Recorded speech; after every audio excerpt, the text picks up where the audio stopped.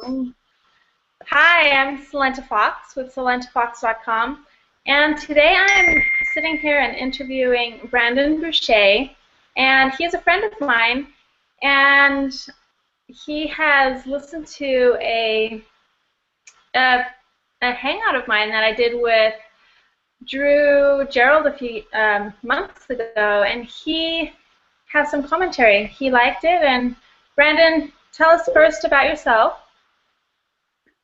Hello, Salenta. Thank you for having me. No. My name is Brandon. As was said, I am an empowerment and spiritual coach. I've been on a personal journey myself for since I was 27. I am now around 40-ish, close. And I've been doing a lot of self-work. And one of the biggest obstacles in my way was the ability for me to find a person of similar values and who was on the same path I was, wanting to go to the same place, but not so. All about consciousness and spirituality and getting in touch with who you are and your own empowerment is all about your own personal journey. Okay. And when I was dating people who could care less about this particular journey, I'm just here. It really didn't work. And I never understood why until I saw the Google Hangout with you and Drew. Okay. And I watched the whole thing, and there were some things that I agreed with and some things that I didn't. So I was able to actually pick and choose what I really enjoyed and what I actually liked. So, what things stood out to you that you were able to glean and apply to your life? one of the major things is that you really have to be in touch with who you are, what you want, and be committed to really your own self-love and self-care. If you don't have that, then you're not going to. You're going to be looking externally to find that in somebody else, and nobody else can be that for you. You have to be your own caregiver. You need to love yourself unconditionally, and that was one of the things that I kind of gleaned from that whole interview was be honest and truthful with who you are, with what you want, and make sure to convey that to your partner, and things kind of just work out. Yeah. Brendan shared with me, I love hearing from people who have actually listened to the stuff I put out there and it's impacted their lives. That's always a good thing, so thank you for even reaching out to me, Brendan. Oh, you're very welcome. Yeah, it's wonderful to hear because, I mean, I practice this and I have, friends who practice it, and this is what I teach people in my consulting business, but to actually hear and have tangible results and for you to be willing to share it with my audience, that's brilliant. So thank you, and I just want to acknowledge you for being here and on this hangout today. So could you sorry about that. Could you go through your process of hearing that, and what things did you maybe adjust or tweak in your life to find this person?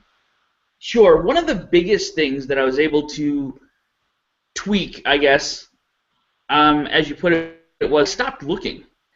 That was one of the biggest things that I had to do was instead of searching externally for this other person that was going to come to me, I needed to take time and be with myself and learn about who I am and what I want and to love who I am. And it's kind of amazing when you reach this point and you get to where you become the most important person in your life. It's okay to be selfish.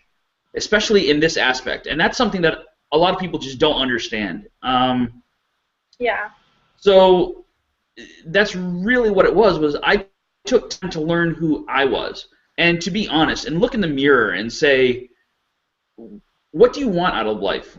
What type of person do you want to be? What do you want to contribute? And through journaling, through meditation, through a bunch of different practices, I came to realize who I am, what I want, and the contribution that I want to leave in this world.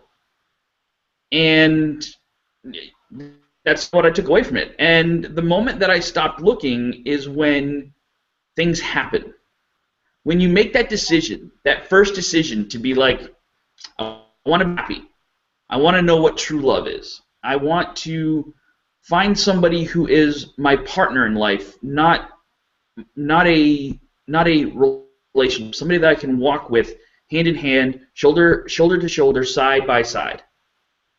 And not somebody who is going to dote on me and just I wanted an equal partner. I didn't want some submissive robot who was going to do and like what I wanted. I wanted to be in a relationship with an individual.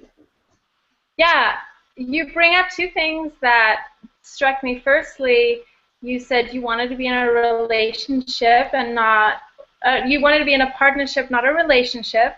And then you also, well, let's first go into that. What's the difference to you? Explain that. To me, the actual difference between a partnership and a relationship is a relationship you're trying to form and build and fit to what you think it should be, whereas a partnership, you are bringing two people together that are already individuals that already have their own paths and seeing how well these two paths complement each other and what they bring into each other's lives. It's a joining as opposed to a building. That's awesome. And then you also spoke about you didn't want someone to dote on you. You wanted to have someone who would be your equal. And so I like that because in what I teach and what I also subscribe to as a relationship is that I see partnerships as, you know, it's been said, I did not coin this term, but they say that partnerships are the ashram of the 21st century, right? Meaning that instead of just having two people come together and in the old way of codependency where we facilitate each other's shortcomings, we say we have an unconscious agreement where it's, well, I'll overlook that really nasty thing that you're doing that isn't healthy for you because in turn I know you're going to overlook this part of me that I don't want to ever talk about that's really unhealthy for me. So we'll unconsciously play this little role and probably be very miserable and feel stuck and not feel free and not have really good flowing love even a lot of times. And so exactly. I love what you were saying in that you didn't want that. You wanted someone who can be a complement and partner. And so tell me about that because as you were saying you were on your personal journey of growth, I feel like relationships should continue that, right? And absolutely. We should support each other in that completely and say, I'm working on this, I'm working on that, not be critical of each other, but assisting. So have you experienced this in this beautiful new relationship you have? I have experienced this. Actually, I experience this almost daily whenever I talk with Kate. Okay. Caitlin is on the same path that I am, so she does the same work that I do on herself. She does shadow work, is going in, looking at the dark, shining light on the dark pieces of who we are, finding out why those exist, and ways to expel them because they no longer serve us. Perfect. And it's It's actually funny because both of us come from codependent slash narcissistic background or relationships in the past, where Okay. it's always been, well, I'm going to mirror this thing to you, you're going to mirror and project that onto me, so we're going to cancel each other out and just be passive aggressive about the whole thing. Yeah. It doesn't work. It's, I mean, we have society built on that, and Yeah. the divorce rate is so high, the abuse within relationships of physical, sexual, mental, everything is so high, and it's because nobody has the ability, or people lack the ability and insight to really do the work of who they are and embrace that sacred, masculine, and feminine that is within both of us. Awesome. Sorry, I had my children on spring break, so No problem. son does not understand the point of live broadcasting as of yet. Understood. Yeah. So, yeah, you talked about this masculine and feminine and the dance between that. And, you know, we spoke about this with Drew as well. And obviously you know this too, that balance of masculine and feminine within each of us, as we both have masculine and feminine, right? And that play between the two. How have you experienced that with Caitlin? Because I know you, and you are more masculine. Is that correct? Let me not Oh, speak for absolutely. you. No, that's fine. Yeah, and so how was that played in with your relationship? You know, in that dynamic. Well, I grew up being taught that boys and men, we don't cry, we don't show emotion. If you fall down and you get hurt, you just stand back up, rub some dirt on it, walk it off. So one of the biggest things that I've actually worked on is my own vulnerability and what it truly means to embrace the feminine energy that is within me and balance that with the masculine that I naturally was instilled with growing up, just because of societal constraints and all of that stuff. So I think the biggest lesson that I've learned in all of this is it is so fulfilling and so beautiful to be able to be expressive and vulnerable. Don't shy away from who you are. Speak your mind as long as you come from your heart center, from a place that is loving and caring. There's nothing that you can do to intentionally cause harm.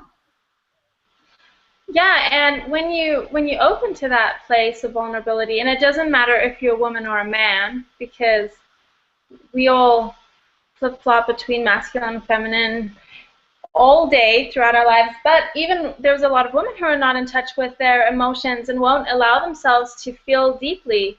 And truly, when you can open yourself to another human being and show vulnerability and show that you're in touch with your emotions, that's really sexy, don't you think? I think Absolutely. it's really sexy as a woman. Oh, it's we kind of had a conversation last night where actually no, it was this morning. She actually read me a poem that she wrote for me, and I literally had tears in my eyes because it was just so beautiful. Mm-hmm. It was the fact that I was able to open myself up, or that I learned how to be in touch with who I am, both masculine, feminine, marry the two, be accepting of both of them, Mm-hmm. and go. I mean, it's almost indescribable. Words. I have all of these emotions running through my head, but I can't verbalize them because they're moving fast. It's like what I I feel love, I feel safety, I feel strength, I feel all of these things that 20 years ago were completely taboo. A man can't feel that. Yeah. Well, the only way we can move forward in our human experience is to be open to all of these sides of who we really are. And we are made up of both sacred masculine, sacred feminine, and they are housed within one vessel. I love the way you said that. Even speaking of it, I get goosebumps because on my journey, it was so important to merge my masculine and feminine.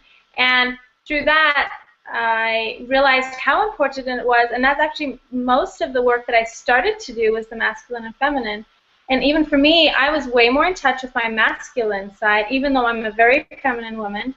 I had denied that part of me, and I'm also a very emotional person, and I had denied that part of me too through, being in a marriage where it wasn't okay to cry, and I was treated like a man to the point where at the last few weeks of my marriage, I was like, I'm not a man, But now, having gone through that meshing like you talk about, and I just wanted to touch on that because I know for me, I would hear masculine, feminine, get in touch with your feminine, masculine, but I didn't know how to mesh that together. I didn't know how to bring the two out. And so right now, I do a process with people.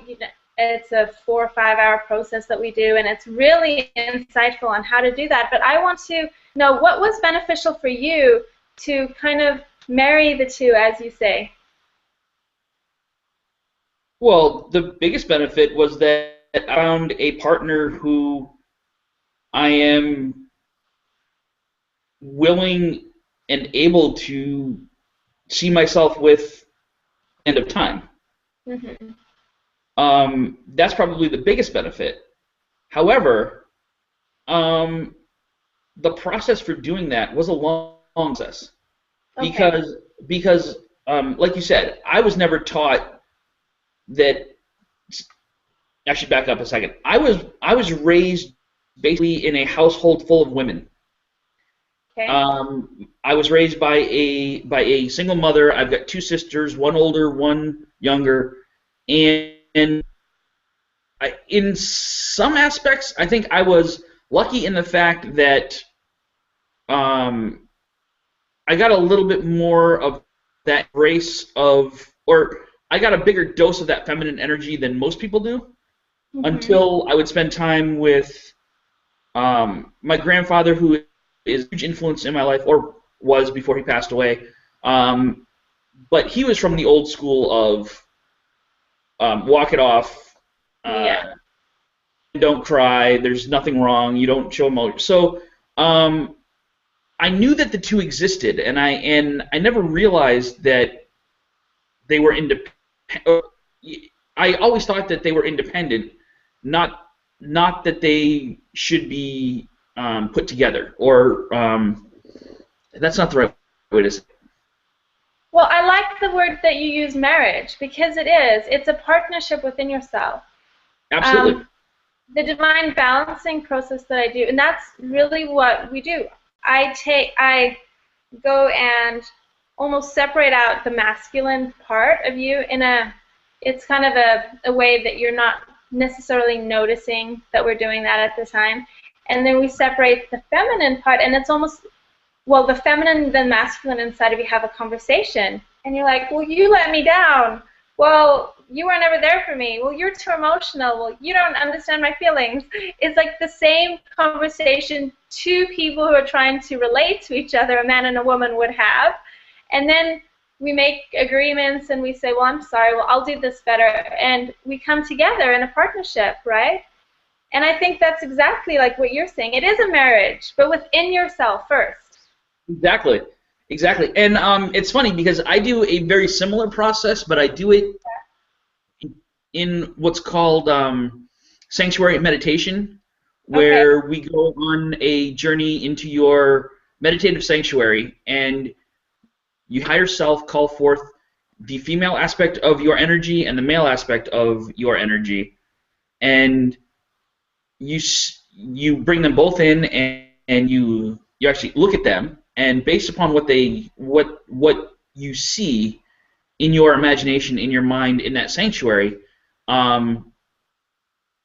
you can tell which is dominant, which is healthy, which one needs work, and it's a process that you actually go through. And exactly like you said, you have the conversation, you make contracts with masculine, feminine, and then the way that we actually end it is, how do they dance together? What kind of music are they playing? And the first time that I actually did this, actually no, I'm sorry, the last time that I actually did this, the funniest aspect of that for me was that my masculine and my feminine were arguing about who was going to lead. Honey, you need to let the masculine lead. He does. That's funny. At least most of the time. Maybe not always. Right. Right. There is a time and place for both to enter. But it's knowing what the strengths are, right? And so, you know, of course, in real life relationships, when we both have masculine and feminine, it doesn't mean only the man is going to lead. You know, hence that's very old school thinking. But surely when you're having that conversation within yourself, if you can say, well, these are the masculine attributes, and familiarize yourself with what is masculine, because usually what we think is masculine is ego and not really masculine. It was what the preconceived notion of masculine. And then feminine too, and say, well, what are the real divine aspects of the core aspects of the feminine and masculine, and not the also preconceived submissive, because submissive is not a feminine, it's not a high vibration feminine trait, it's a low vibration feminine trait. So the masculine feminine has the high vibe, like masculine, aggressive, and domineering, but those are low vibration. High vibration is leadership and, you know, courage and love. Courage, exactly. So it's familiarizing oneself with what those higher vibration aspects of the two, so that you can firstly just know that they're there and that they don't have to rule your life anymore. That's huge in and of itself a lot of times. So. I wanted to actually take a step back. You said something that is very profound in the fact that you have to understand the difference between these energies and the vibration of them and your negative ego. Mm-hmm. Your negative ego is built to protect you, to keep you safe, to keep you within a zone of comfort. And we don't grow as people unless we're outside of that zone. Mm-hmm. And that's what a lot of people seem to do, is they get stuck with their ego. Caitlin and I have had ego moments. Yeah. She is a beautiful woman, inside and out. And one of the things that I find to be profound to me is that she's physically not the type of girl that I normally go for. We're almost the same height, which to me in the past I would never even look at a girl that I could look in the eye. I love long hair. She has very short hair. It is something that anybody that knows me would be like, why are you together? This is not your normal type. And when you tell your ego to really shut up and listen to your heart, and your heart's here, and you come from here as opposed to here, there's beauty in everything. There's beauty you can... So I love her beauty, I love her strength, I love all of the aspects, the good and the bad, from the inside out. And it's just this amazing feeling when you realize that it's not superficial. Mm-hmm. You come from a place of, you both come from a place that is genuine. That to me is probably one of the, or was one of the great aspects. To me, in the past, saying I love you was something that I built up as this great big ritual. It was a reward for being a great person within the relationship. It was something that had to be earned. That's not the case. Love should be freely. There is no attachment to it. There's no expectation. It's I love you, and there's no. That's beautiful, yeah. And also, you know, one thing that you said that I liked was, shoot, can you hear that noise in the background on my end? I don't Nope. know. Okay, there's a weed eater outside. I'm just making sure he's not eating out video content too. Nope. I'm good. Okay. I like that unconditional love that you're talking about, where you don't have to earn it. But because that's so important, a lot of times we think that we have to reward people with our love. And that's so conditional, because why can't I love you even though you did something I really don't like? But that has nothing to do with love, right? I think Correct. we confuse those two a lot. But you spoke about honesty and being genuine. So I want to know how your courtship went, because, you know, a lot of the courtship process in the old way that doesn't work very well is hiding. We hide our flaws as long as we can to perhaps make people fall in love with us, so that when the flaws come out, then, oh, but I already have them hooked, right? So they're going to stay with me. Because we don't want to be alone, we don't want to be Right. lonely. So tell me, in what you would call conscious dating, like, what did you and Caitlin do? Did you do that, or how was your approach to being together, and that honesty, that openness? Was there that, or was there the hiding? There was no hiding. So we met back in October. Mm-hmm. And back in October, we were both going through a process of finding out who we are, through different initiations and different techniques and stuff like that. And my ego did not like her. And I found out that her ego didn't like me.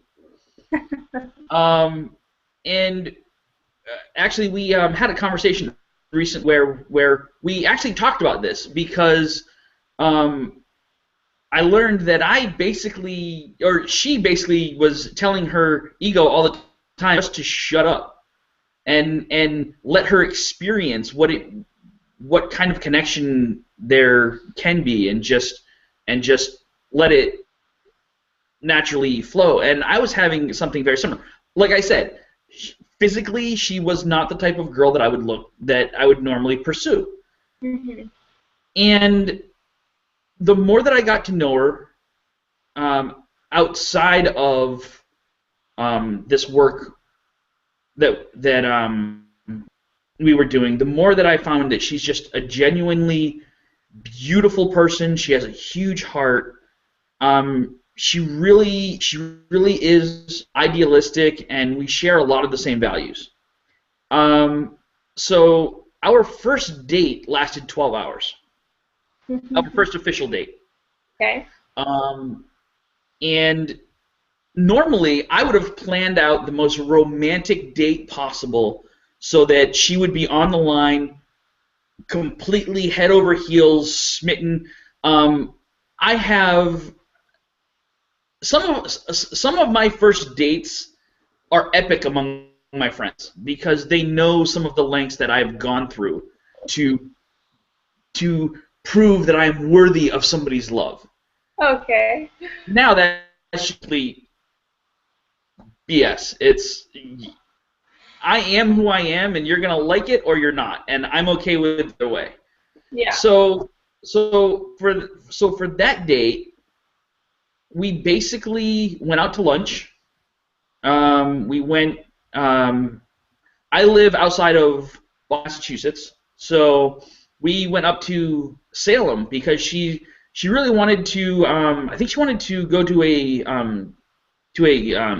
crystal shop and get some crystals and stuff like that. And I did my undergraduate work up in Salem, so I know Salem very, very well. So we drove up there.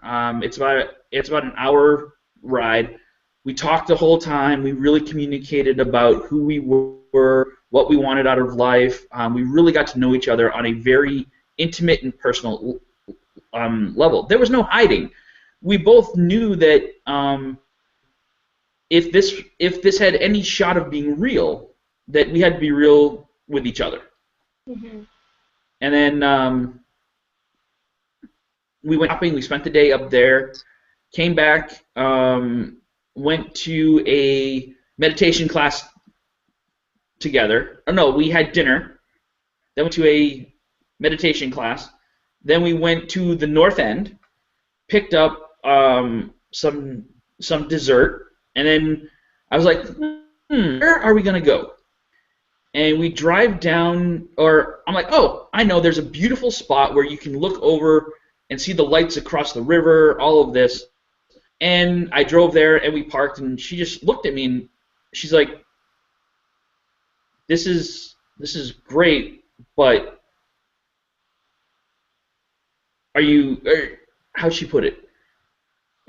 Anyway, I don't remember the actual conversation or the fact, but I was like, there's no expectation, I want nothing than to share this moment with you. And that's what it was we spent the day sharing moments. Mm-hmm. There was no expectation. They're like, well, what's going to happen later on tonight? Is this going to work out? Or there was no anxiety. It was all honest. Mm-hmm. And that's one of the biggest takeaways that I can tell people is if you hide who you really are, in the long run, you're just going to damage whatever you are trying to build. Yeah, I mean, if it's not going to work out, it's not going to work out. We all have non-negotiables. If the non-negotiables are not being met, it's not going to work. So you might as well get them out of the way as soon as you can, save everyone time and effort and all that good stuff. You Correct. also, yeah, you said something that I really liked about living in the moment, about not thinking ahead of what's going to happen in an hour, what's going to happen, but just enjoying each moment as it comes. Yep. And I think that is so important, especially in relationships. I was talking to a friend of mine yesterday, and she was saying the same thing, how she's in this new little relationship, and it's just a friendship right now, but she just had a really hard breakup, and she says, it doesn't even matter what happens from here. I'm enjoying this moment. I'm enjoying every moment as it comes. And she said that's what ruined her last relationship, because they were looking into the future so much that it kind of killed the spark, it killed the aliveness of it. And she was like, this feeling I have right now with this new person, even though we're just friends and it might always be that way, is just so perfect. And so that you hit on that so well. Actually, you bring up a very valid point. Is for any lasting relationship, it's got to have a solid foundation. Mm-hmm. And that foundation is built on friendship. I mean, that is the most important aspect. A person that is going to spend the rest of your life, or a person who you are going to partner with for however long you actually do it, is somebody who is going to know you very intimately. And the best way for that to happen is to start with friendship. Yeah. Build that foundation, and then everything else just comes naturally. The more that you spend time together. So we spent probably 4 months building a friendship before we even decided that we were going to see each other. And then it's funny. we were talking. We're like, do we label this? Is this what is? I mean, I know what this is. You know what this is, but it's not really a dating thing. It's not like boyfriend girlfriend. That seems so high school.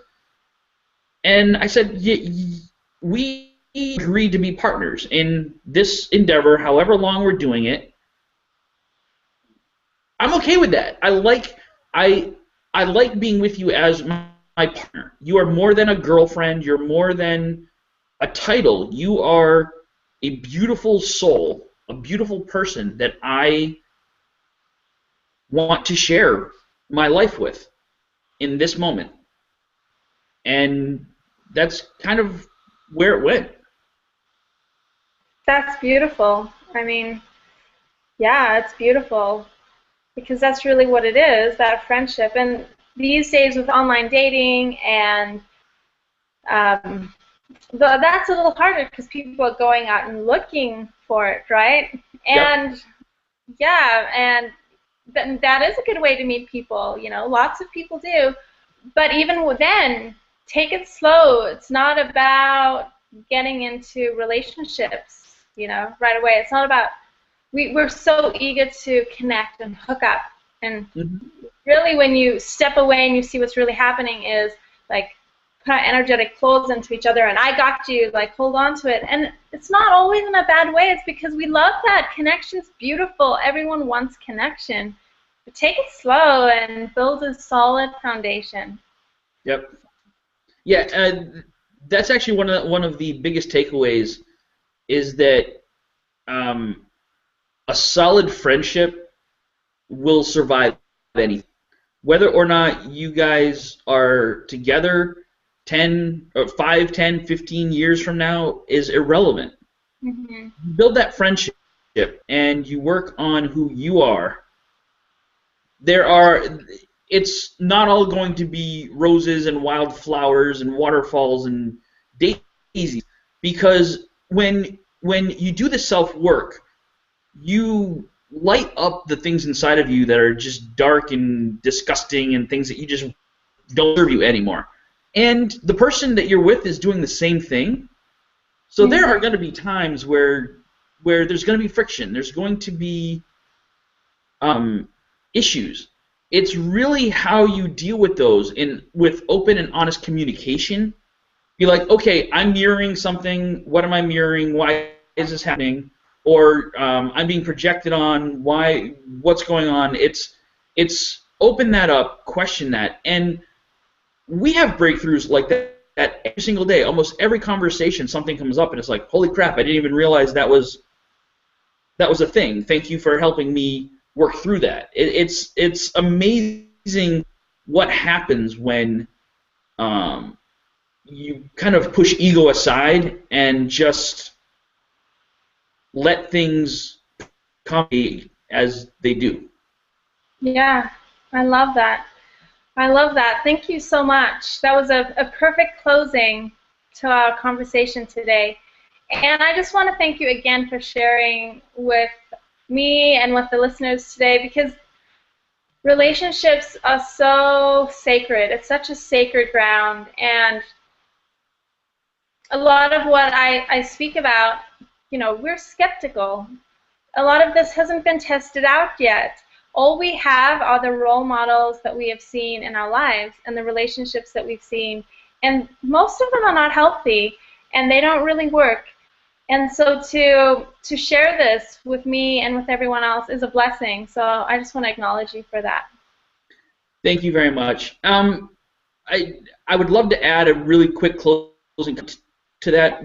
We've had these role models that really have helped us clarify what we don't want. That's true.